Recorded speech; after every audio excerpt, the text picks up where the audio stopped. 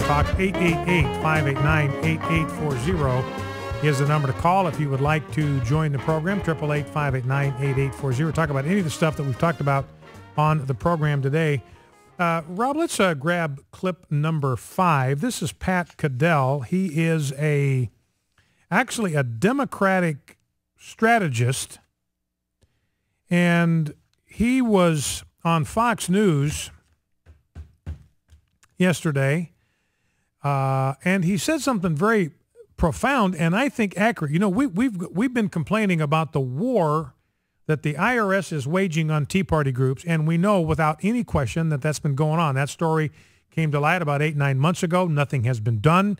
No investigation has been done by the FBI. There are 41 groups that have filed a lawsuit. Only 9 of those groups have even been contacted by the FBI. They're not doing anything. It's clear they're going to stonewall. They've declared the investigation over. You still have Tea Party groups been waiting 4 years for clearance. Meanwhile, President Obama's half-brother, he wants to start some kind of charity. They give him his tax-exempt status in 30 days, and they backdated it, which is flatly illegal. So Tea Party groups still sitting out there waiting. 100% of the groups that were evaluated by the IRS were conservative groups. It really got drilled. 100% of them were conservative groups. Now they're going after 501c4s. Now 501c4s, they're going after people like the American Family Association, because C4 groups like our C4, we put out voters guides. We have one of the most effective voter guides in the country. We do research. We drill down. It's first rate. We do it for all the general elections. So we're working on that right now for the November election because it's a general election. So whatever state you live in, you can go to our website when we get it up and running, and you can get a voter's guide that will help you decide between the candidates that are on the ballot, which one of them is aligned most closely with your values. Now, there's no endorsements on there, anything like that. It's simply a C4 that lets you know which of these candidates most closely aligns with your values. Now, the new IRS regulations are going to permit them to go after these C4 groups and take them out of business if they produce a voter's guide or a legislative scorecard or conduct a voter registration drive or get out the vote campaign anytime within 60 days of an election. Even if they have a debate, they sponsor a debate in which candidates from both parties are invited. They can't even do that. They'll lose their tax-exempt status. So President Obama, his administration, waging all-out war on pro-family groups.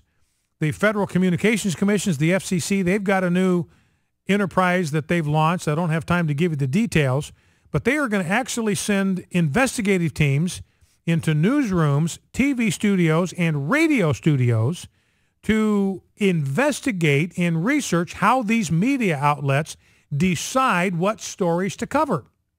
Well, it sounds to me like they're going to send a team of investigators here to AFA. They're going to have a guy sitting here in this studio listening to me, investigating how I decide what stories to report on and what kind of a slant I bring to those stories. And I'll tell you, I believe that there is a serious threat that's being posed and will be posed to conservative talk radio by this administration, by the FCC, because the conceit in America, here is the scheme or the way of understanding things in America, is that the radio waves, the airwaves, broadcast waves belong to the people of America. And the FCC, the Federal Communications Commission, they're just stewards of the people's airwaves. The airwaves belong to the people. We're just stewards. We want to make sure that the airwaves that belong to the American people are only used for things that are consistent with the values of the American people. Well, what's going to happen then as we move down the road, and Rob was talking on the break about how the greatest threat to religious liberty is the homosexual agenda. I got a story I just saw on the break about a wrestler from some school in the Midwest got suspended because he made critical comments on his own Twitter account and Facebook account about this football player from Missouri that came out as a homosexual. Now, he used terminology that I wouldn't use, but I've been called way far worse than that on my Twitter feed and on my Facebook account.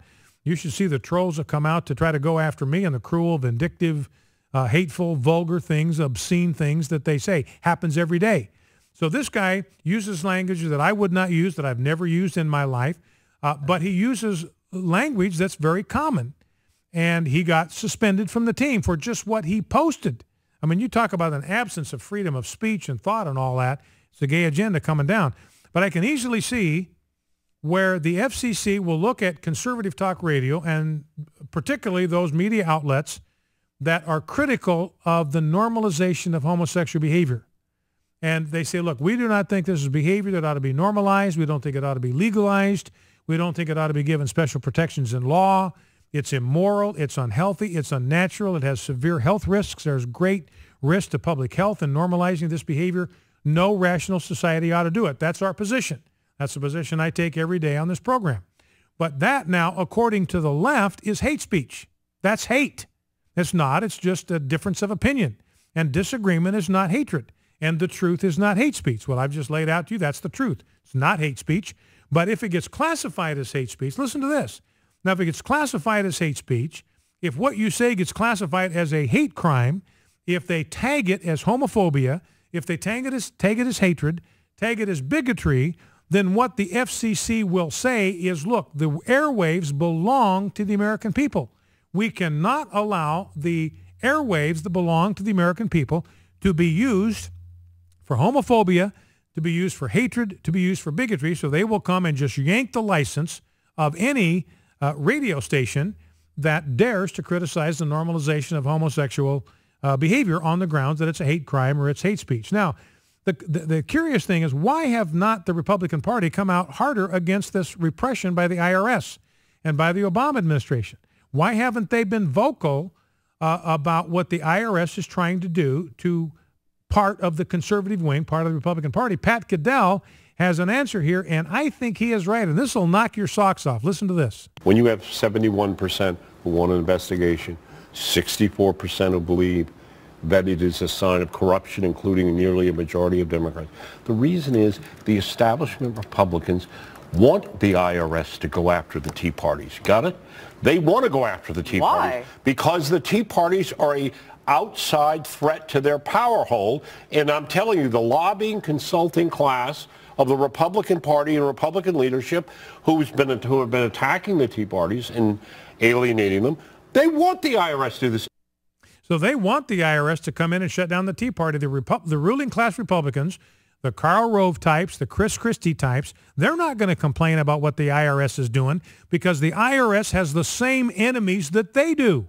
Their enemy is the Tea Party movement. Their enemy is conservative talk radio. So they don't mind if the IRS or the FCC comes in and shuts them down because they're a thorn in their flesh, just like they are for the Democrats. So, and I think he's exactly right. The reason the ruling class Republicans aren't complaining is they would be happy to see the IRS take Tea Party groups completely off the table.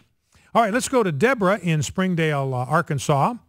Deborah, Springdale, Arkansas, welcome to Focal Point with Brian Fisher. What's on your mind?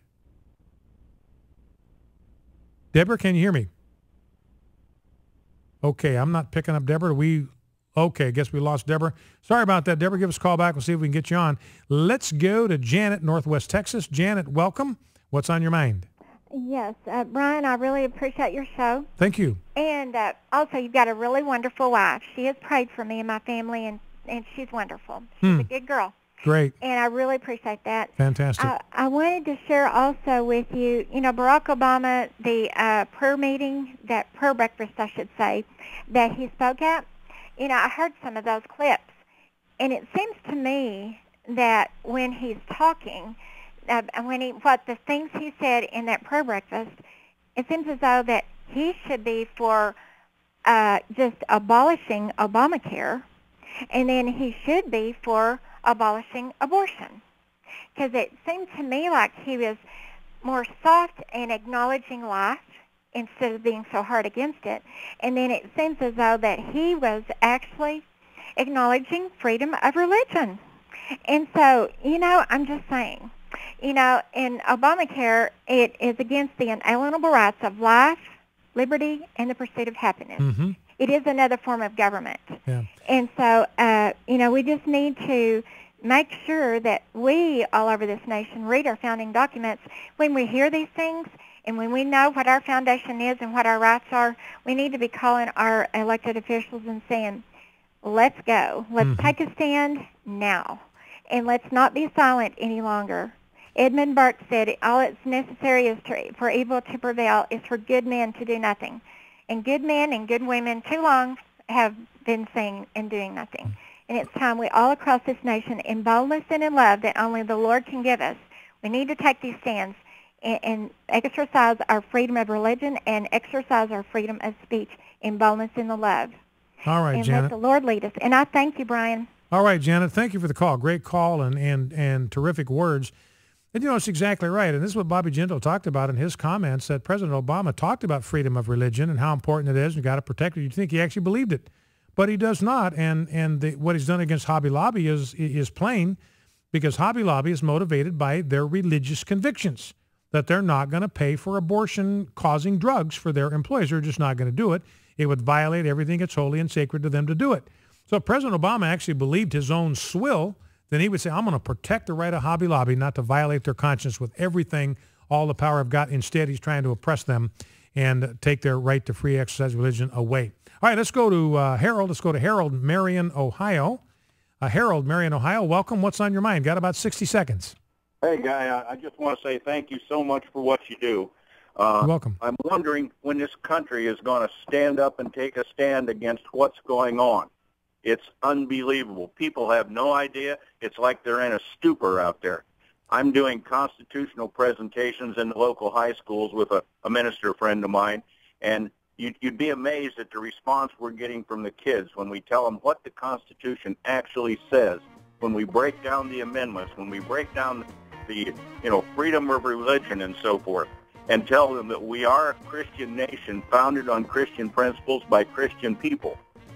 And it's like they've never heard it before? They've never heard it before. Wow. And do they respond warmly to it? I mean, do they embrace it? Oh, yes. Yeah. And people get in and read the amendment that gives us a right. All they read is the first paragraph.